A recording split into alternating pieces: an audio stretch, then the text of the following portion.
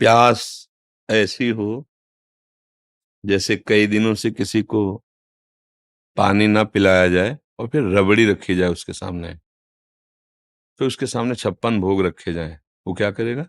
नहीं पिएगा। उसकी चाह होगी कि केवल पानी पिला दो। ऐसी नाम जबकि प्यास हो और व्याकुलता ऐसी हो जैसे तुम्हें यमुना में अभी ले चलें और कहें डुबकी लगाओ और फिर आपको दबा दें और दबाए रखें। जो श्वास लेने की व्याकुलता आपके अंदर हो, वैसी व्याकुलता हो तो बिगड़ी जन्म अनेक की अब वहीं सुधरे आज, अभी भगवत साक्षात्कार हो जाए।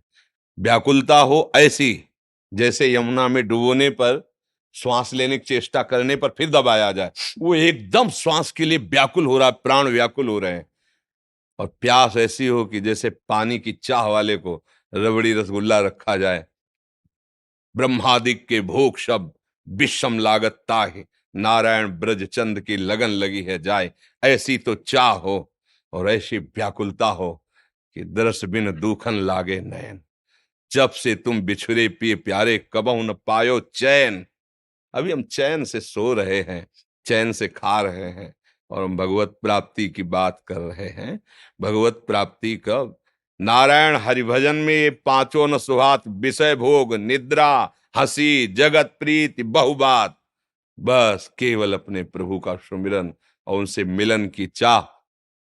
बस फिर आपको एक प्रश्न ही नहीं करना पड़ेगा कि कैसे तत्वबोध हो, कैसे प्रेम प्राप्त हो। समझ रहे हो बच्चा? महाराज जी, अशांति भयंकर जलन अज्ञान के कारण या प्रारब्ध के कारण या फिर वर्तमान अपराध बन जाने के कारण होती है। सबका मूल अज्ञान ही है। वर्तमान का अपराध भी अज्ञान से ही होता है और पूर्व अपराध जो हुए हैं वो प्रारब्ध का नाम दिया जाता है, वो भी अज्ञान से हुई है। सबका मूल कारण दुख का, अशांति का, जलन का, क्लेश का, जन्म मरण का अज्ञान ही है। भगवान के चरणारविंद का आश्रय लेकर, भगवान के प्रेमी जनों के द्वारा उनके श्रीमुख से निकले हुए वचनों को सुनकर उनकी आज्ञा के अनुसार जीवन हम अपना चलाए तो बहुत जल्दी हमें ज्ञान प्राप्त हो जाए, तो ये अज्ञान नष्ट हो जाए। अज्ञान नष्ट होते ही परम शांति की प्राप्ति हो जाती है। श्रद्धावान लभते ज्ञानम तत्परः संयतेन्द्रिया, ज्ञानम लब्ध्वा पराम शांति। परम शांति कहां मिली? ज्ञानम लब्ध्वा पराम शांति मचरेणादि गच्छति।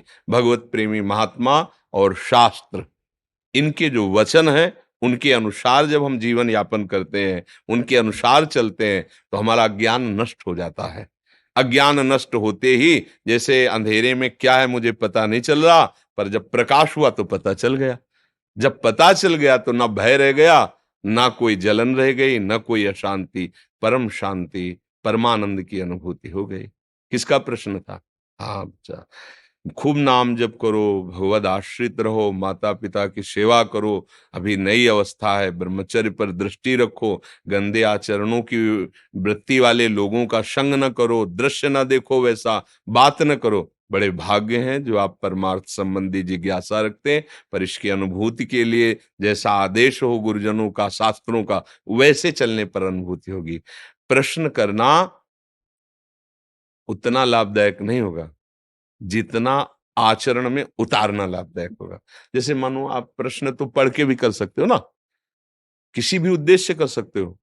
आप प्रश्न, शास्त्र अगर पढ़े लिखे हो तो शास्त्र पढ़ लो, आप उसका प्रश्न कर दो, तो आपकी बड़ाई भी हो सकती है कि बहुत सुंदर आपने प्रश्न किया।